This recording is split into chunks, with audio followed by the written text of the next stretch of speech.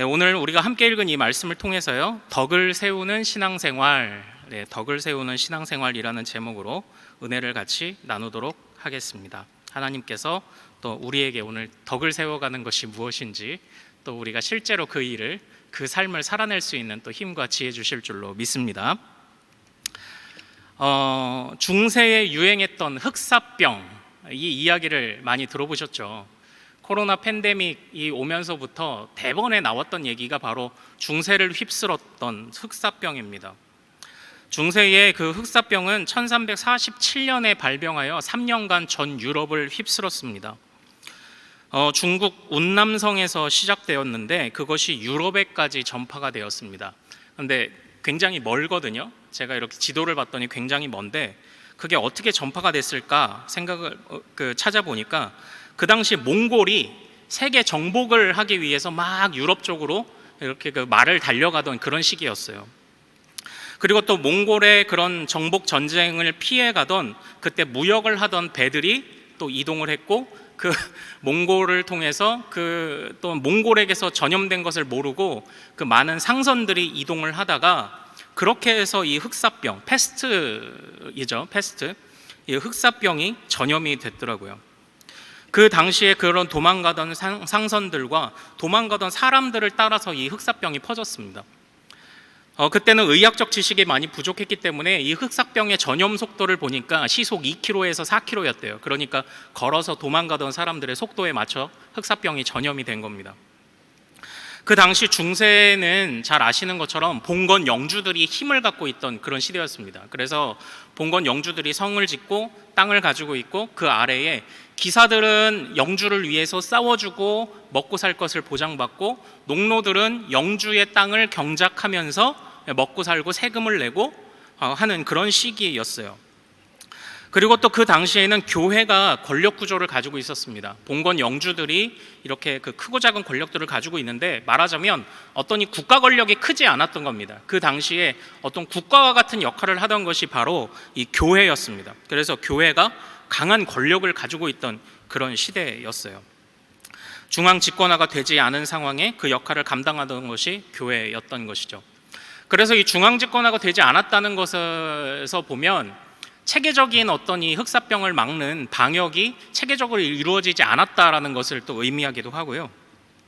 또 그 중앙 집권화를 대신해서 그 역할을 감당하던 교회가 이 전염병 앞에 쓰러져가는 모습들 속에서 교회의 무능함을 사람들이 느끼기 시작했습니다.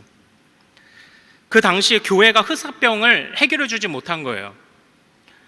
흑사병을 위해서 기도한다고 말하지만 그 기도하던 사제들도 죽어나갔고, 그리고 이 기록을 자기가 기록해서 후대에 이것을 거울 삼을 수 있도록 기록을 남기겠다고 하던 어느 시골 깊숙이 숨어있던 수도원에서 기록을 하던 사람도 그 기록을 다 마치지 못하고 죽어버렸던 그런 자료까지도 남아있다라고 합니다. 유튜브를 통해서 이런 자료들 많이 보셨을 거예요.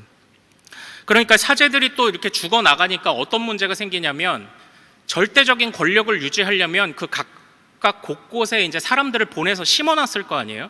그 사람들이 죽어나가니까 그 사람들, 그 조직을 유지하기 위해서 자격 미달인 사람들을 계속 사제로 이렇게 들이는 겁니다.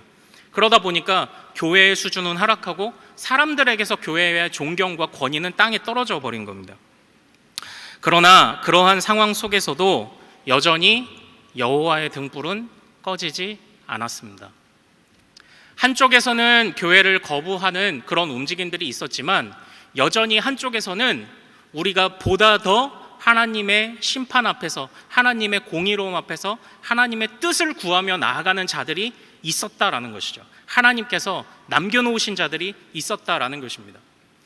그렇기 때문에 그런 흐름들 속에서 이 1400년대 이때 생겨났던 이런 1300년대 14세기에 생겨났던 이런 그 흑사병이 그 이후에 한 100여 년을 지나서 종교개혁의 시대까지도 계속 유럽을 휩쓸면서 크고 작은 어려움들을 계속 만들어냈지만, 그러나 그 속에서도 여호와의 꺼지지 않는 등불이 무엇을 이뤄냈다?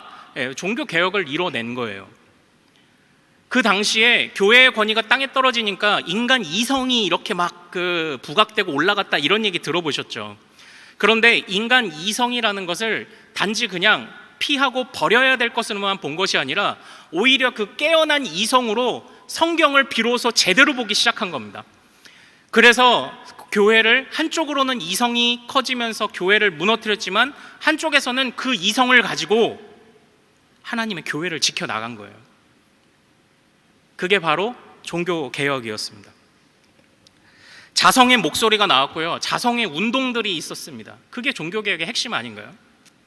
우리가 이래서 되냐? 교회가 지금껏 바른 길을 걸어왔느냐? 끊임없이 이것을 질문하고 바른 교회, 바른 신앙이 무엇인가를 질문했던 게 바로 종교개혁 아닙니까? 그러니까 그런 길들이 하나님이 여전히 남겨두신 등불이 있다라는 것, 그것을 위해서 그것을 우리가 볼 수 있었던 거죠. 우리는 종교개혁의 많은 그 기치들, 외침들 중에 가장 많이 기억하는 것은 아마 이것일 겁니다. 오직 믿음. 그래서 어떤 분들은 오직 믿음, 야 덮어놓고 믿기만 해 라고 말했다고 생각하지만 절대 그건 아닙니다. 절대 그건 아니에요.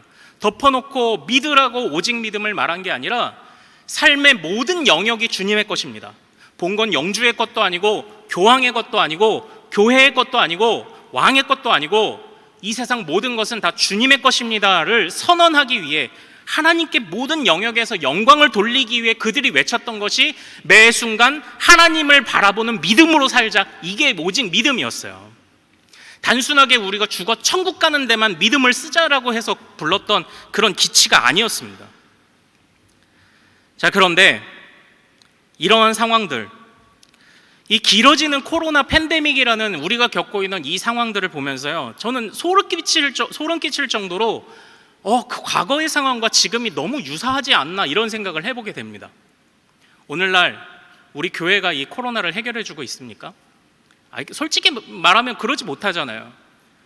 우리는 방역을 하고 그것에 대처를 하는 것뿐이지 우리가 코로나를 몰아내주고 있지는 사실 못한 거잖아요. 교회가. 그렇잖아요. 그럼 저 같은 목사들은 코로나 안 걸리나요?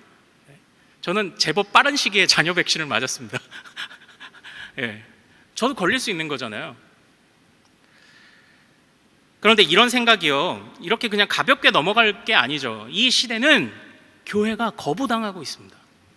믿음이 거부당하는 시대가 되었습니다. 중세의 그 흑사병의 팬데믹이 휩쓸고 갔던 시대와 비슷하지 않나요? 전염병 앞에 무능한 교회의 모습을 보게 되지 않습니까? 그러나 중세의 흑사병의 시대에도 꺼지지 않는 여호와의 뭐가 있었다? 등불이 있었다. 그것을 오늘날 우리 교회는 지켜나가야 됩니다. 오늘날 우리 교회가 가져야 될 그 믿음이 무엇이냐면 바로 그거예요. 우리가 해야 할, 우리가 나아가야 될 길은 분명합니다. 주여, 내가 그 꺼지지 않는 여호와의 등불이 되겠습니다. 이게 오늘날 교회가 가져야 될 그런 자세 아닙니까? 이게 오늘날 우리가 가져야 될, 다시 한번 부르짖어야 될 오직 믿음 아닙니까? 삶의 모든 영역에서 코로나 팬데믹이 찾아와도 주여 영광 받아 주옵소서, 주의 영광 위해서라면 내 목을 조여오는 코로나의 위험과 그로 인해 파생되는 어려움들이 있더라도 주여, 주의 영광을 위해 내가 살아가고 영광을 위해 싸워가겠나이다, 이거 부르짖는 게 우리 교회에 할 일 아닙니까? 우리가 해야 될 일은 너무나도 명확합니다. 우리가 여호와의 꺼지지 않는 등불이 되는 거예요. 교회, 가정, 삶의 모든 터전들에서 하나님의 영광을 부르짖기 위해 달려가야 된다라는 것이죠. 자, 그런데 가야 될 길은 너무나도 분명하지만 이런 생각을 갖다 보니까 한동안 제 안에 너무나도 고민이 많아지고 너무나도 마음이 사실 힘들었어요. 여러분들, 우리가 부르짖으면서 자성의 목소리를 냅시다, 우리 스스로 자정의 운동을 합시다라고 말하지만 자성의 목소리를 내고 자정의 운동을 하기 위해선 우리 모든 치부를 다 들여다봐야 되거든요. 정확한 진단을 해야 정확한 처방이 내려지는 것처럼 우리 자신의 치부와 우리 교회의 치부와 이 한국 사회, 한국 교회의 모든 치부를 낱낱이 들여다봐야 되거든요. 그러니까 그런 과정들을 나름 겪어가면서 마음이 편치 않았어요. 자성의 눈으로 바라보자니 나 자신을 부정할 수밖에 없습니다. 내 존재가 흔들려요. 하나님 앞에서 나는 누구인가, 40여 년을 신앙생활한 나는 누구인가라는 존재가 흔들려갑니다. 하나님 앞에서 교회의 모습을 보고 자정운동을 벌이자니 역시 마음이 편치 않아요. 한편으로는 가나안 성도라 불리는 사람들의 마음이 이해가 될 지경이었다면 제 마음이 얼마나 갈등이 생기고 힘들었는지 혹시 이해하실 수 있나요? 조금이라도 이해가 되실까요? 그러나 교회는 필립 얀시의 책의 제목처럼 나의 고민이었습니다. 그러나 교회는 나의 고민이기도 했지만 나의 사랑임을 부인할 수 없었습니다. 왜 교회가 여전히 나에게, 우리 믿음의 삶이, 이 세상에서 살아가는 성도의 삶이 나에게 고민이지만 왜 나에게 여전히 그것이 사랑으로 남느냐? 그것이 제가 지난 2시간을 통해 선포됐던 말씀의 핵심이었습니다. 바로 그리스도가 머릿돌이시기 때문입니다. 지난 그 2번의 시간 동안 설교를 하고 나서 제가 나름 그걸 반성하고 곱씹어 보면서 내 입술이 부족해서 다 표현해내지 못한 것 같아 많은 갈등을 하고 고민을 했는데, 사실 핵심은 한 가지입니다. 그럼에도 불구하고 나에게 고민을 안겨주는 이것이 왜 나의 여전한 사랑이냐? 그리스도가 머릿돌이시기 때문이다.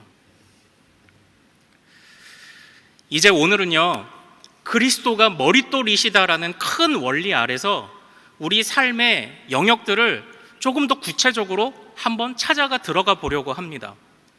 조금 더 실천적인 부분을 함께 나누어 보고자 하는 것이 이 오늘 설교의 주된 핵심이에요. 특별히 예배와 가정이라는 것에 대해서 좀 한번 생각을 해보겠습니다.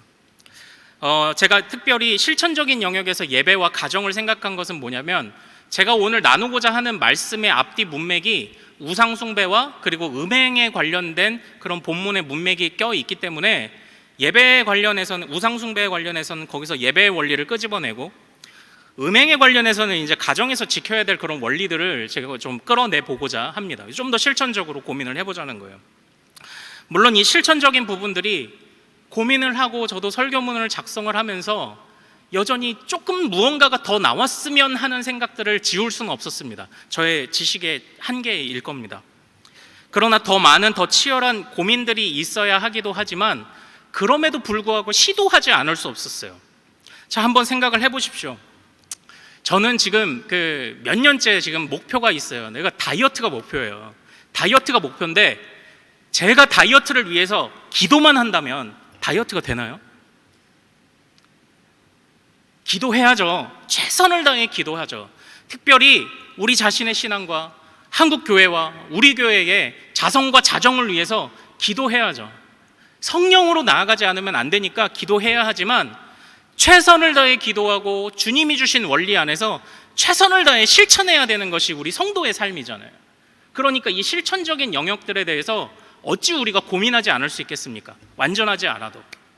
참고로 저는 잠언의 말씀을 보면서 제가 한편으로는 하나님께 지난 시간에 맡기자, 다 내려놓고 기도하자라고 해놓고 이제 와서 우리가 할 일들을 찾자라는 것을 우리 성도님들이 어떻게 받아들이시고 또 나는 어떻게 그것을 조화시켜야 될까 고민을 했는데, 신명기를 읽으면서 아주 그 세부적인 조항들이 있고 잠언을 읽으면서 마치 아버지가 자식에게 아주 세부적인 조항들을 알려주는 것처럼 보이는 그 말씀들을 보면서 힘을 얻었습니다. 우리는 하나님의 원리 안에서 실천적인 원리들을 고민해야 돼요. 그래서 그런 용기를 가지고 오늘 말씀을 좀 특별히 나누고자 합니다. 오늘 말씀의 배경은요, 고린도전서, 고린도라는 지역을 배경으로 하고 있습니다. 오늘날로 따지면 그리스 지역입니다. 그리스 지역. 이 고린도라는 도시는 아주 발달된 도시였습니다. 보통 도시가 발달하게 되는 그 중요한 그 원리가 뭔가요? 사람들이 몰려들어야 되잖아요. 그러다 보니까 고린도는요, 사실 교통의 중심지였습니다. 고린도를 중심으로 아시아로도 나갈 수도 있고, 이탈리아, 그 당시에 로마를 중심으로 세계의 중심을 이루었던 이탈리아, 유럽으로도 나갈 수 있는 곳이 바로 고린도였습니다. 그리고 그 도시를 좀 전략적으로 이렇게 키우기 위해서 퇴역한 군인들이나 아니면 많은 상인들이 그 안에 거주하게 되었던 것이죠. 그래서 오늘날 그리스 쪽에 이제 여행 가보신 분이 계신지 모르지만 이 고린도의 고린도 운하가 그렇게 예쁘대요. 수에즈, 파나마, 고린도, 이게 세계 3대 운하랍니다. 물론 규모가 조금 작아서 많은 배들이 다니기보다는 이렇게 관광으로 많이 하는데, 그런데 얼마나 여기가 교통의 중심지였냐면 그 로마의 황제들도 이곳에다가 도시를 세우고, 심지어는 여러분이 잘 아시는 기독교를 핍박했던 우리 네로까지도 이곳에 운하를 만들려고 시도했던 기록이 있대요. 그런데 워낙 방대한 공사인데다가 또 워낙 어려워서 시도를 하다가 포기를 했다고 합니다. 실제 네로는 기독교인들을 이렇게 막 핍박했잖아요. 그래서 기독교인들을 노예로 데려다가 그 운하 공사를 사실 삽을 떴었답니다. 그러다가 그 운하 공사를 접으면서 상당수의 그때의 포로로 끌려갔던, 사로잡혀 있던 기독교인들 또는 유대인들이 이 고린도에 이렇게 정착을 하게 되었고, 그들이 고린도 교회를 이루는 성도들이 되었을 가능성이 크다라는 이런 기록들이 있는 거예요. 고린도는 이렇게 발달된 도시였습니다. 자, 교통이 활발한 요충지라 도시가 발달했는데, 도시가 발달하면 또 어떤 일들이 일어납니까? 도시가 발달하면 바로 학문이 성장을 합니다. 사람과 사람이 만나 서로 교류하기 시작을 하면 그 안에서 학문과 지식이 발전을 하기 시작을 하는 겁니다. 그래서 인간이 만든 최고의 발명품을 도시라고 하는 이유를 좀 이해할 수도 있겠더라고요. 고린도는 바로 그런 도시였습니다. 그래서 고린도는 지식을 가진 자들이 너무나도 많았어요.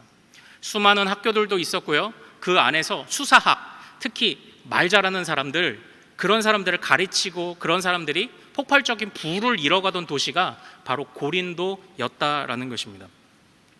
자, 그러나 이렇게 도시는 사람들이 모이고 지식이 모이고 교역이 활발하고 하면서 부유해지기도 하고 지식이 폭발되기도 하지만 이 도시의 어두운 면이 분명히 있기 마련 아닙니까? 밀집된 지역에서 전염병이 더 쉽게 번져가듯 이 도시라는 사람들이 몰려있는 곳에서는 이 어두운 그림자도 더 쉽게 퍼져나가기 마련입니다. 바로 빈부격차가 일어나고 범죄 문제, 악의 문제들이 일어나기 시작을 하는 겁니다.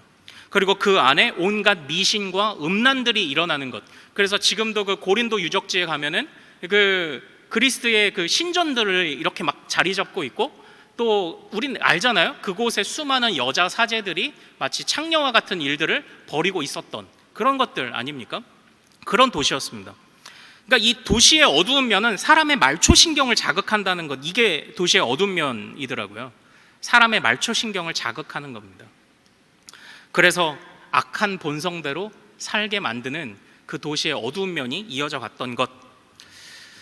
그래서 저는 이 고린도 시대의 모습도 그렇고요, 그 오늘날 도시의 모습을 보면서도 그렇고 긍정적인 부분도 있지만 좀 안타까운 이런 모습들을 생각할 때 딱 이런 모습이 생각이 나더라고요. 우리 그림 하나 보여주실래요? 네, 그림 하나 보여주십시오. 젠가라고 하시나요? 쌓여져 있던 나무를 빼서 위로 쌓아 점점 높이 올라가는 게임, 그리고 이것이 허물어지면 지는 거죠. 저는 이 당시의 고린도가 바로 이 젠가와 같다는 생각이 들었습니다. 오늘날도 마찬가지예요. 무언가 높이는 올라가는데 점점 그 기초가 부실해져 가는 겁니다. 그 안에 높이 올라가고 많이 올라가지만 점점 그 기초가 부실해지고 악한 것들이 가득 채워서 언젠가는 넘어져도 넘어질 것 같은, 언제 넘어지나 그 시간 문제인 그런 모습을 이 고린도 또는 이 오늘날의 도시에서 저는 바라보게 됩니다. 이게 젠가와 같더라고요. 젠가와. 오늘날 도시의 문제도 마찬가지잖아요. 빈부격차가 있습니다. 그렇죠? 오늘날의 빈부격차는 어디서 느끼냐면 바로 넓은 공간을 갖는 것. 이 집의 문제도 그렇고요. 오늘날 사람들이 이 전염병이 있다 보니까 밀도, 사람들이 몰리지 않는 곳으로 가죠. 그러니까 여행을 가도 사람들이 몰리는 곳보다 안 몰리는 곳으로 갑니다. 펜션을 빌려도 풀빌라를 빌립니다. 일반 펜션과 풀빌라의 가격 차이가 최고 5배, 6배인 거예요. 돈 있으면 넓은 공간을 차지합니다. 이게 오늘날의 빈부격차의 문제 아닌가요? 열심히 일해도 내 공간을 얻을 수 없는 땀의 가치가 하락하는 이런 모습이 오늘날도 있잖아요. 범죄, 비정상이라 여겨왔던 것도 다수가 되면 정상이 되는 그런 시대 아닙니까? 그래서 그 다수의 목소리를 내려고 얼마나 수많은 도전들이 있습니까? 동성애라든지 아니면 수많은 범죄, 그런 것들이 다수로 사람을 모으더니 그게 정상처럼 돼버리잖아요. 음란의 문제도 마찬가지 아닙니까? 아무래도 우리가 한적한 곳에 갈 수 있는 돈도 없고 하다 보니까 상대적으로 온라인에 머무는 시간이 많은데, 온라인에 머물다 보면 우리의 한눈을 팔게 만드는 것들이 얼마나 많나요? 그 안에 음란한 것들과 또한 꼭 말하는 음란물이 아니더라도 우리의 마음을 빼앗고 우리의 영혼을 상하게 만드는 것이 얼마나 많습니까? 또 만나지를 못하니까 관계들이 깨어지죠. 그 카톡으로 주로 이렇게 대화를 하는데 참 우리는 항상 생각해야 돼요. 우리의 생각보다 우리의 말주변이 없다는 걸 생각해야 됩니다. 카톡으로 얘기하다가 오해 사고 그런 적 많으시죠? 유용한 도구가 되기도 하지만 항상 이 그 양면성이 있다는 것을 꼭 기억해야 됩니다. 그러니까 이 고린도 교회의 모습이요, 오늘날 우리가 겪는 문제와 비슷하지 않나. 그래서 제가 이 고린도 교회에게 사도 바울이 주었던 가르침에 주목을 하게 됐던 이유가 바로 거기 있습니다. 오늘날과 같은 고린도 교회의 모습 속에서 바울이 권면해준 실천적인 원리를 담은 책이 고린도 전서라면 오늘날은 특히도 고린도 전서의 말씀을 묵상해야 되지 않냐? 바로 이 컨셉을 가지고 지금 제가 말씀을 연구하고 여러분들과 이게 나누는 거예요. 이게 이제 고린도라는 데의 배경입니다. 그렇다고 한다면 이제 오늘 말씀으로 이제 본격적으로 한번 들어가 보겠습니다. 오늘 사도 바울은 그 말씀 하나 띄워주실래요? 오늘 우리가 읽은 바로 본문 23절입니다. 10장 23절. 우리 같이 읽겠습니다. 시작. 모든 것이 가하나 모든 것이 유익한 것은 아니요 모든 것이 가하나 모든 것이 덕을 세우는 것은 아니니, 이렇게 되어 있어요. 이 말씀 띄워주세요. 여기서 모든 것이 가하다라는 표현이 2번 반복됐죠. 그런데 그 성경을 연구하는 학자들은 이것이 그 당시 고린도에 유행하던 어떤 그 습관적으로 내뱉는 말이었을 것이다라고 그렇게 연구하고 추측을 하더라고요. 그러니까 고린도란 교회는 도시잖아요. 사람들이 몰렸잖아요. 지식이 많잖아요. 그러니까 스스로 통달했다고 생각하는 사람들이 너무나도 많았던 겁니다. 사실 고린도 교회 안에도 그러지 않았습니까? 그래서 고린도 교회 안에서도 나는 통달했어, 나는 자유가 있어라고 말하며 오히려 방종을 자유라고 말하는 자들이 많았던 것 아닙니까? 그러니까 모든 것이 가하나라는 생각, 나는 모든 것이 가능해, 나는 자유가 있어 라고 말하는 것이 그 당시 고린도 교회와 고린도 사회에 그 아주 자주 언급되던, 습관적으로 언급되던 분위기이자 그런 말이었을 것입니다. 다 깨달은 사람처럼 이제 살아가는 것이죠. 다 깨달은 것처럼. 그러나 사도 바울은 거기서 끝나지 않았습니다. 모든 것이 가능하다.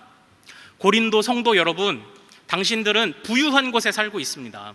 그래서 모든 것이 가한 것처럼 여길 수 있습니다. 그러나 모든 것이 가하지만 모든 것이 유익하지 않습니다. 모든 것이 가하지만 모든 것이 덕을 세우는 것이 아니다라고 이야기를 하고 있는 거예요. 표면적으로 생각해 보면 여전히 우리 안에 남아있는 죄성, 그것이 어떤 지식을 채우는 것으로 그 죄성이 사라지지 않는다는 것을 알고 우리는 이미 짐작을 해볼 수 있죠. 지식을 아무리 채워도 우리의 생각이 달라지지 않는다. 왜냐하면 우린 아는 대로 행동하지는 않으니까요. 표면적으로는 그렇게 생각을 해볼 수 있을 겁니다. 우리의 악한 본성이 있기에 자유가 아닌 거죠. 그래서 모든 것이 가하다라는 생각은 버려야 된다. 실제 삶에서 그 생각을 버려야 하나님께 영광이 된다라고 이렇게 이야기를 하는 겁니다.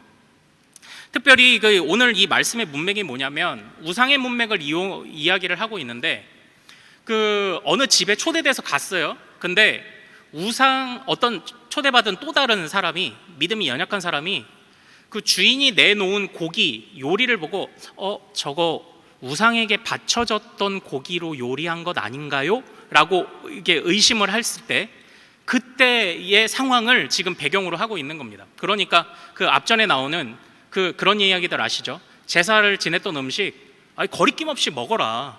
거리낌 없이 먹어라. 시편 19편 1절에도 보면은 모든 것이 다 하나님의 소유라고 말하지 않냐. 이제 그런 마음을 가지고 있지만, 그러나 믿음이 연약한 자가 그렇게 이야기를 했을 때 그때의 지금 상황을 지금 배경으로 하고 있는 것이거든요.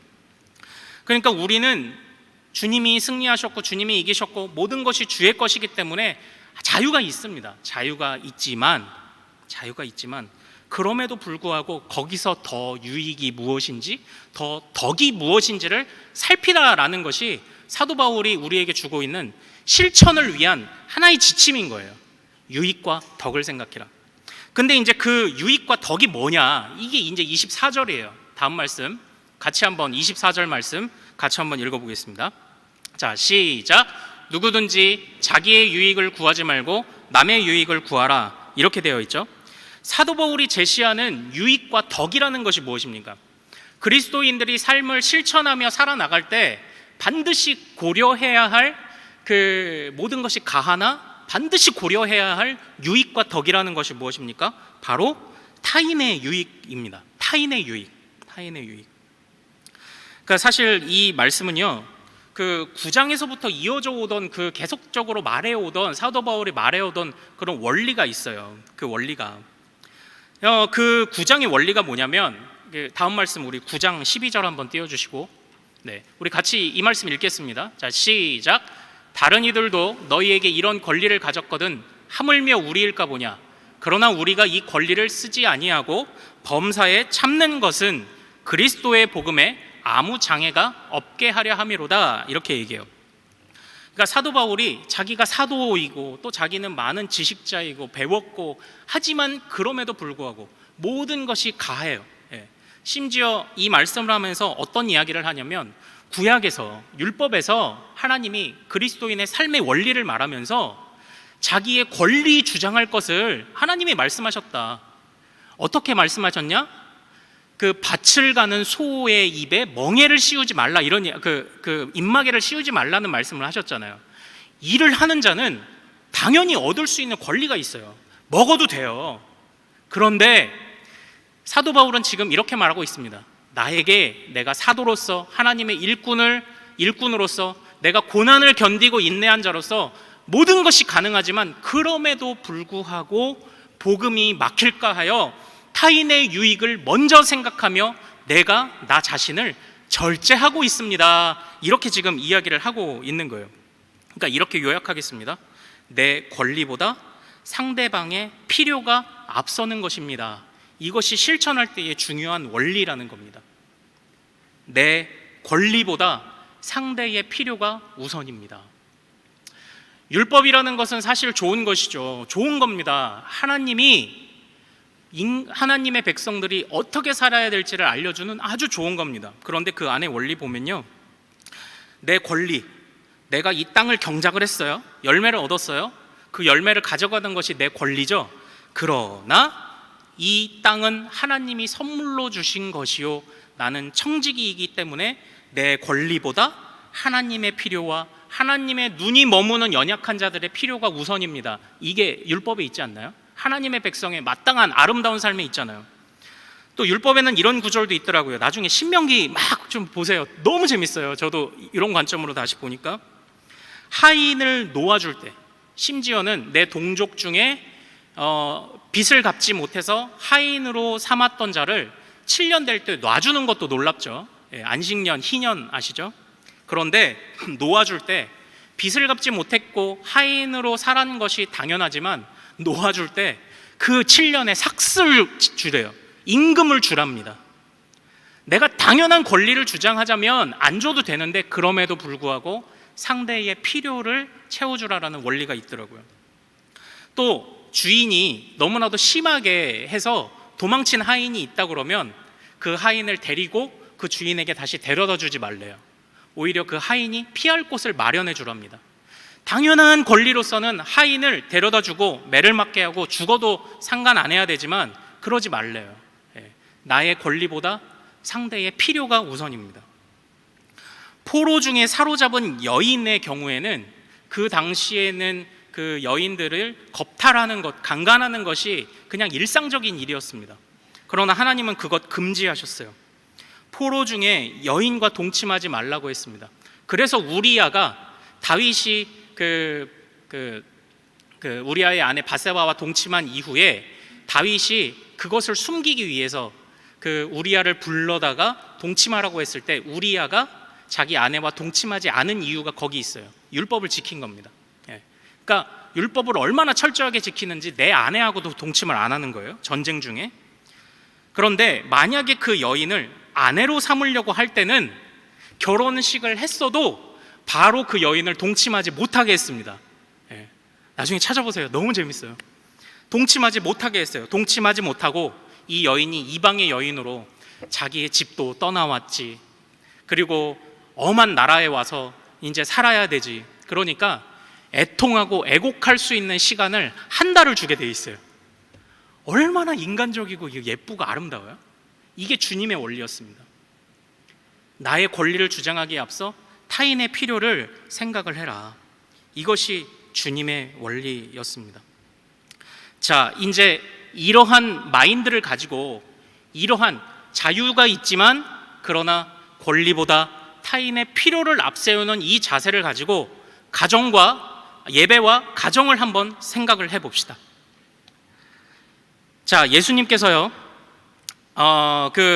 우리에게 참 예배를 이렇게 명하시고 하셨을 때 전적으로 우리에게 헌신하고, 또는 구약에서부터 그렇죠. 안식일에도 쉬고 생업을 내려놓고 쉬며 오로지 하나님께 집중하게 하셨습니다. 그런데 제가 이 명절 중에 우연히 어떻게 좀 연락이 잘 돼서 한 제자를 하나 만났어요. 근데 이 제자는 지금 현재 직업은 취준생입니다.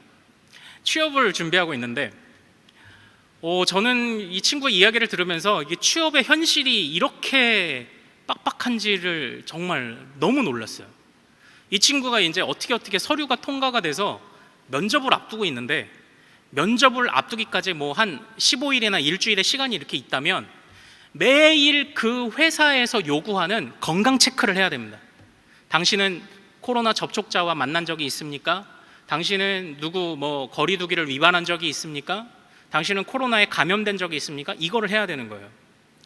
이러다 보니까 이 친구에게 문제가 되는 것이 뭐냐면, 이 친구가 마음은 있어요. 자기가 이제 낯선 지역에 가게 돼서 근처에 좋은 교회를 추천해 달라고 진작에 연락이 왔고, 제가 어떤 교회를 추천을 했고 그 교회에 가봤냐 그랬더니 못 갔어요 라고 하면서 이제 이 얘기를 하는데, 그러니까 거기에서 오늘 방문한 곳 중에 다수의 사람들이 모이는 곳은 없습니까? 너무 잔인한 질문들이 그 안에 있는 거예요. 근데 거기에 차마 교회라고 못 쓰는 거예요. 교회라고 어떻게 써요? 회사 입장에서 그거 좋아할까요? 안 좋아하잖아요. 이게 요즘 취준생들의 현실이더라고요. 그런데 그리스도인들이 또 착하잖아요. 그러니까 하나님 앞에 마음이 불편한 거예요.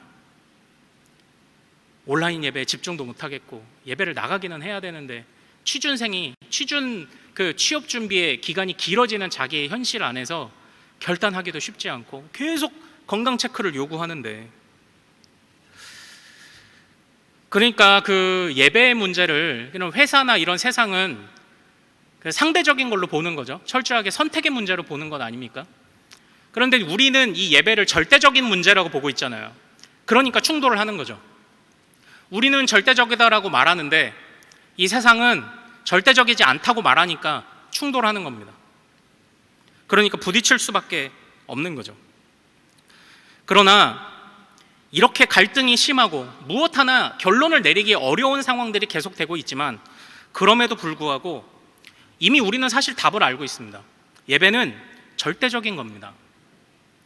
비록 여러 가지 비정상적인 상황이 있어서 우리가 온라인 예배를 드릴 수밖에 없고 현장 예배로 공동체로 모일 수 없는 상황도 분명히 있습니다. 그러나 적어도 우리는 답이 무엇인지는 알아야 돼요. 적어도 성경이 무엇을 말하는지는 알아야 됩니다. 여러분, 성경 안에서 우리가 온라인 예배를 드릴 수 있는 사실 나름의 근거를 가진 것이 무엇입니까? 주님은 어디서나 함께 하시고 또 나도 그리스도의 성전이라는 것 아닙니까? 그러나 사랑하는 여러분, 우리를 그리스도의 몸된 성전이다라고 표현하는 말씀들을 잘 찾아보십시오. 그때에 어느 한 사람만을 특정해서 말하는 경우는 없습니다. 사실 교회 공동체를 두고 성전이라고 말합니다. 우리 한 개인이 하나님께 부름받은 공동체 안에서의 한 개인 또한 성전이라고 불릴 수 있는 것이지, 어느 뚝 떨어진 한 사람, 그 사람이 가능한 이유는 그 나라의 모든 사람이 다 안 믿는데 나 혼자만 신자일 때는 나 혼자를 성전이라고 말할 수도 있을 거예요. 근데 그런 일은 없죠. 우리는 공동체로 하나님께 부름 받았어요. 이것이 일단 정답인 것은 우리가 알고 있어야 됩니다.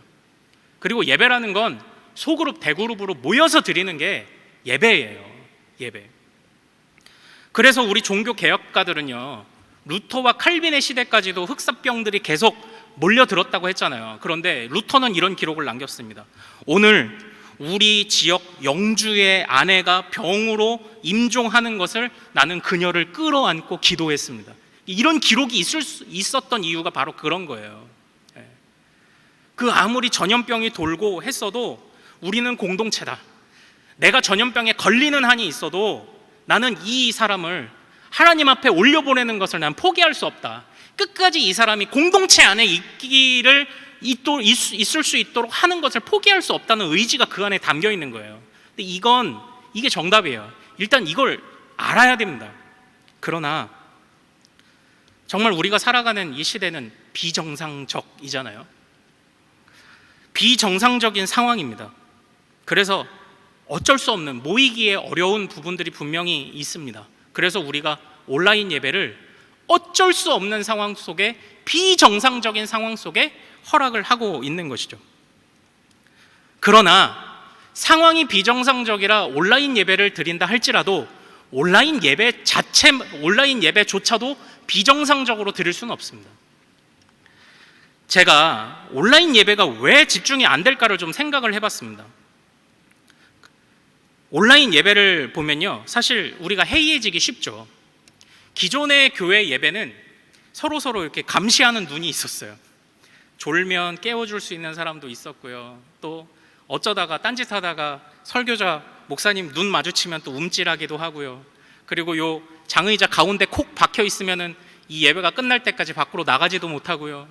그런 것들이 분명히 있었습니다. 그러나 어떻게 보면 이전에 우리가 신앙생활을 해오며 우리의 삶의 틀을 규정하던 많은 것들이 이 코로나로 인해서 깨어졌습니다. 그래서 비대면이라는 예배를 드리고 있잖아요. 그러니까 우리는 오로지 우리를 감찰해 줄 수 있는 그런 눈들이 없는 거예요. 오직 하나님밖에. 그런데 그 하나님의 눈을 얼마나 속이기 쉽습니까? 그래서 복장을 갖춰라, 성경을 챙겨라, 바른 자세로 앉아라. 처음에 어떤 분은 그러시더라고요. 처음에는 그냥 일어나서 눈 비비지도 못하고 눈곱게 눈으로 잠옷 입고 예배드리다가, 나중에는 소파에 누워서 예배드리다가, 어떨 때는 밥 먹으면서 예배 틀어놓고, 또 어떨 때는 그 뒤로 감기 해가지고 제 시간에 예배도 못 드려서 설교만 들었다고 이러시는 분들 있잖아요. 이거 다 안 됩니다. 비정상적인 상황에 비정상적인 온라인 예배를 드리지만 온라인 예배조차도 비정상으로 드리면 안 돼요. 예배는 잘 드려야죠.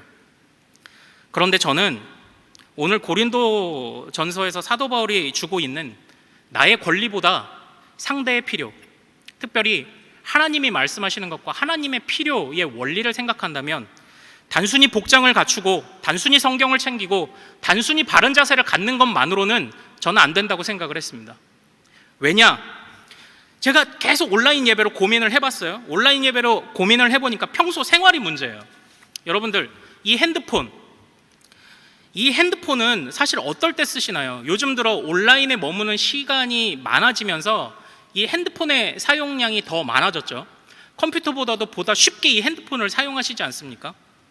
그런데 생각을 한번 냉정히 해보세요. 이 핸드폰으로 의의 도구로 사용하는 경우가 많은지, 아니면 내 욕심 채우려고 이 핸드폰을 사용하는 경우가 많은지 한번 생각을 해보십시오. 이 핸드폰으로 요즘 저는 젠가를 쌓는 도구, 밑에 기초는 부실한데 더 높이 올라가려고 하는데 이 핸드폰이 지금 쓰이고 있다고 저는 생각을 하고 있어요. 심지어 이렇게 얘기해 볼까요? 우상 숭배의 도구예요. 이게 지금 왜 그렇게 생각하냐면요, 여러분들 유튜브 한번 보십시오. 수많은 말씀들도 넘쳐나지만 어떻게 하면 돈 버는지 그 알려주는 사람의 구독자 수를 보라고요. 구독자 수를. 사람들이 그렇게 돈 벌려고 혈안이 되어 있잖아요. 그렇게 높이 올라가려고 혈안이 되어 있잖아요. 여러분들 지금 유튜브 구독자 목록에 뭐가 있는지를 한번 보시라니까요. 이 핸드폰으로 정말 의의 도구로 삼고 있는지. 그러니까 이 실시간 강연에 참여하기도 하고요. 돈 버는 법, 자기 개발하는 법 하잖아요. 이거 보잖아요. 여러분, 그거 예배 아닌가요? 그거 예배잖아요. 그 사람 추종해서 그 사람이 새로 영상 띠링 올리면 막 찾아가서 구독과 좋아요, 알림 설정하는 거, 그거 예배잖아요. 이 자리에 나와서 이 자리에 주일에 나온다, 구독. 하나님을 찬양한다, 좋아요. 그리고 다음 예배 언제 드리지? 기다리는 것, 알림 설정. 예배의 원리하고 뭐가 달라요? 그러니까 이 온라인 예배가 안 되더라고요. 이게 평소에는 내 돈 벌려고 보는 도구였는데 주일에는 입 딱 씻고 이걸 가지고 예배만 딱 틀어놨는데 이미 여기에 물든 내 삶은 젠가를 쌓고 있는 높이만 올라가려고 하는 삶이었는데 어느 날 입 딱 씻고 이걸 가지고 예배를 드리려니까 예배가 드려지냐고요. 이게 예배가 안 되죠. 예배가 안 되죠. 바른 복장을 못 갖췄던 것만큼, 자세가 흐트러졌던 것만큼 이거 자체가 하나님을 예배하는 도구가 아니었는데, 이거 자체로 이건 저도 피할 수 없어요. 그러다 보니까 우리의 눈이 이렇게 머물러 있으니까 기준을 바꿀 수 있는 자리에 가서도 기준을 안 바꾸잖아요. 정치, 경제, 사회 수많은 영역에서 그리스도인들이 얼마나 많습니까? 기준을 바꿀 수 있는데도 안 바꾸는 이유가 뭡니까? 다 자기 젠가를 쌓아가고 있는 거잖아요. 자신의 권리를 말하고 다른 사람들의 필요, 하나님의 눈이 우리한테 사라진 지 오래잖아요. 거기에 관심이 사라진 지 오래잖아요. 어떤 분들은 이야기하세요. 세상이 다 발달되니까 볼 것도 많고 좋은 세상이 돼서 막 그랬다고 얘기하잖아요. 옛날보다 우리의 눈을 멀게 하는 것이 많다고, 그래서 마음이 사실 내 의지가 없어서 너무나도 많아져서 그렇다라고 말씀하시는 분들도 있더라고요. 그러나 생각해보면 과거에도 핸드폰만 없다 뿐이지 과거에도 예배를 드리기 위해서는 모든 세속의 오락을 다 끊어냈어야 됩니다.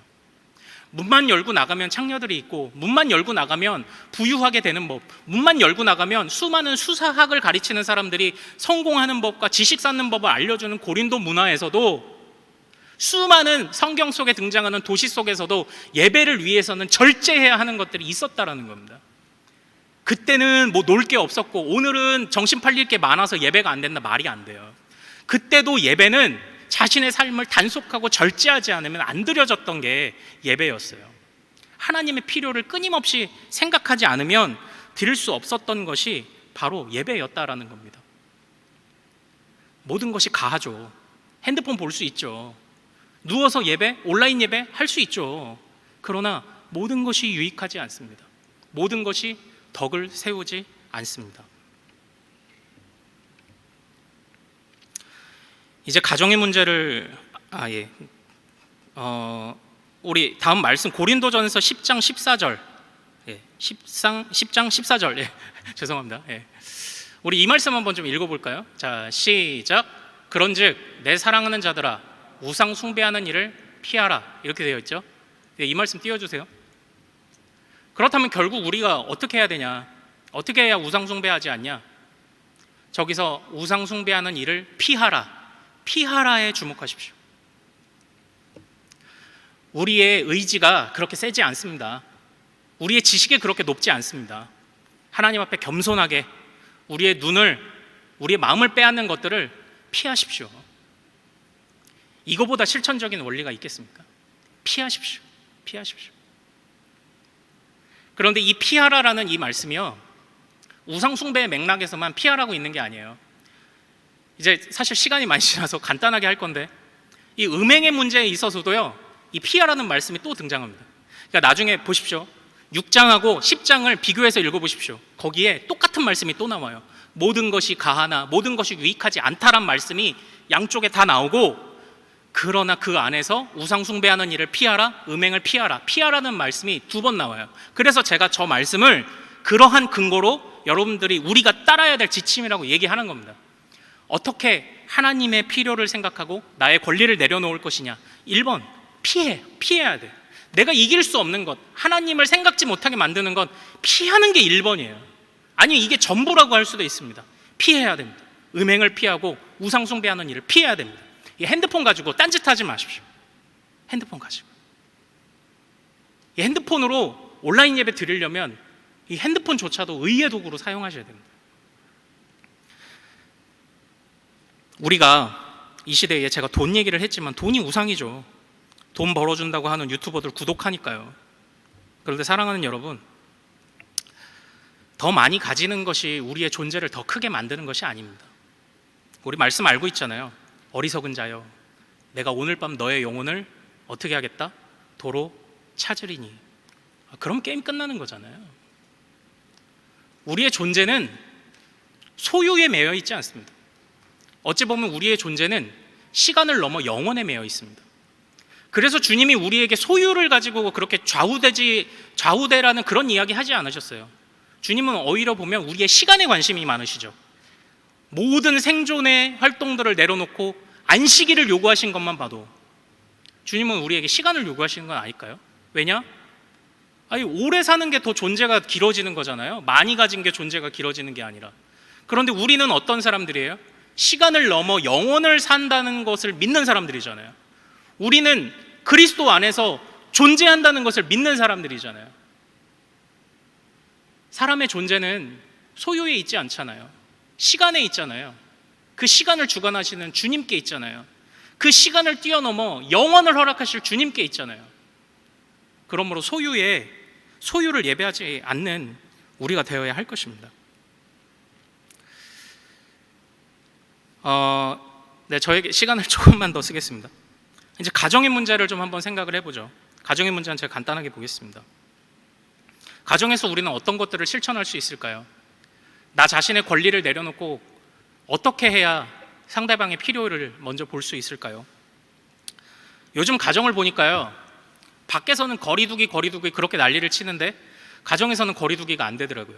이건 뭐 서로 가족끼리 마스크를 벗고 있는 이 얘기를 하려는 게 아니라, 그러니까 옛날 같으면 방학 때 엄마들이 힘들어하거든요. 왜 힘들어하냐면 이제는 아이들이 학교도 좀 가고 그러면은 오전에 이제 엄마들이 좀 쉬기도 하고 이제 뭐 책도 보고 누구도 좀 만나고 이래야 되는데, 이제 방학이 이 삼식이들 하루 세끼 밥 해줘야 되고 이러니까 힘든 거예요. 그런데 온라인 수업이 되면서 애들이 방학과 수업의 학기 중에 경계가 사라진 겁니다. 계속 집에 있어요.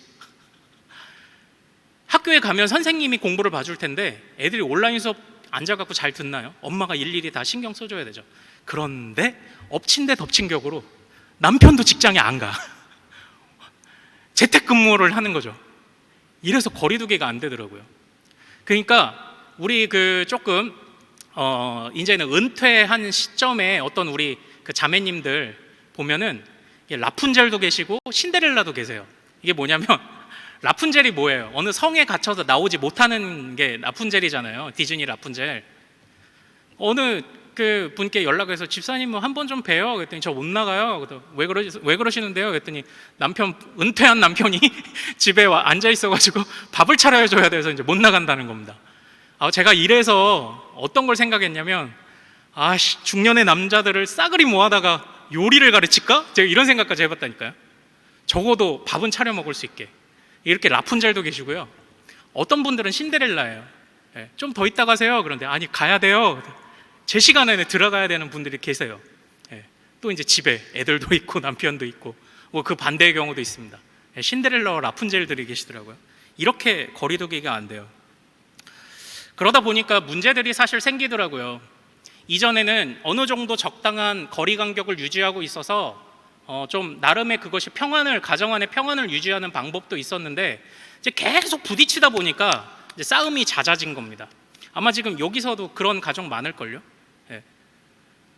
이제는 좀 이렇게 다 눈을 피해서 나 혼자 좀 쉬고 싶은데 계속 집안에 사람이 있는 거죠. 그러니까 어려움을 겪는 그런 가정들도 있지 않나요?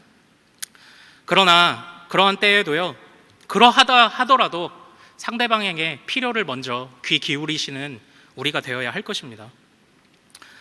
필요를 귀 기울인다는 건 이겁니다. 이것만 보면 될 것 같습니다. 상대방의 뚜껑이 언제 열리는지만 잘 보면 될 것 같아요.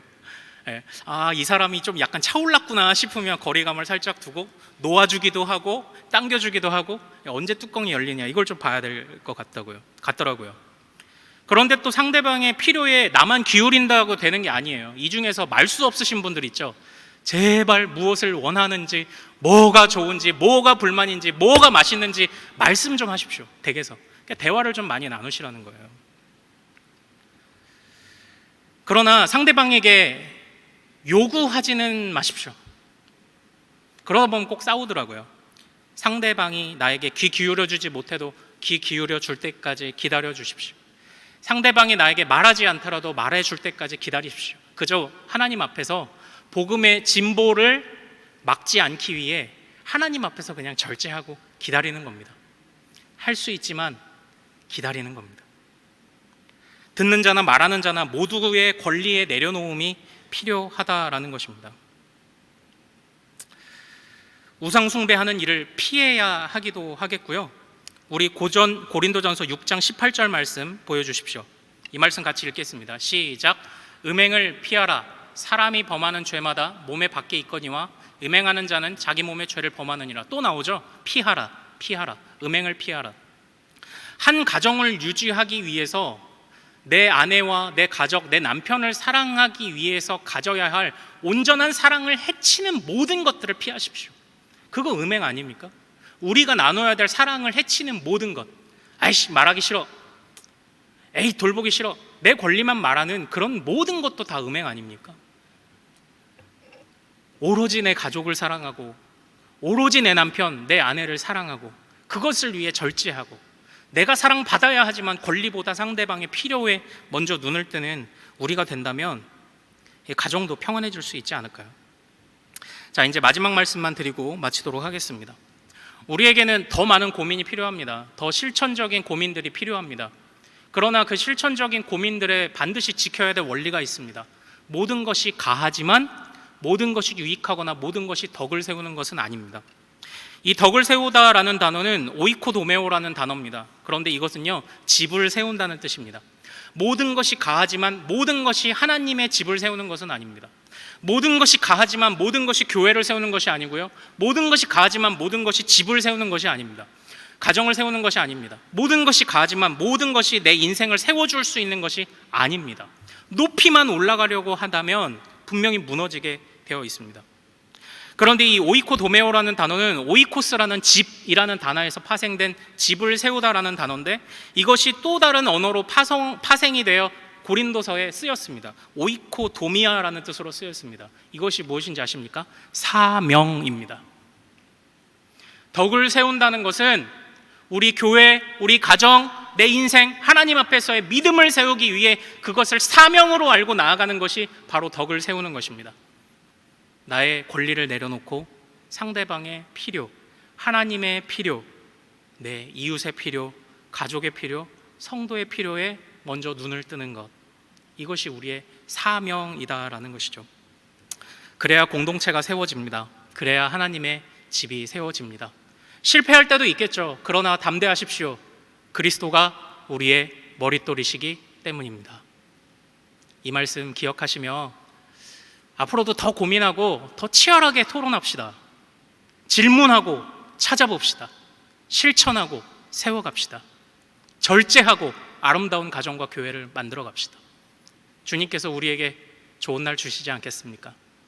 우리 오늘 말씀 생각하며 좀 찬양하고 기도하도록 하겠습니다.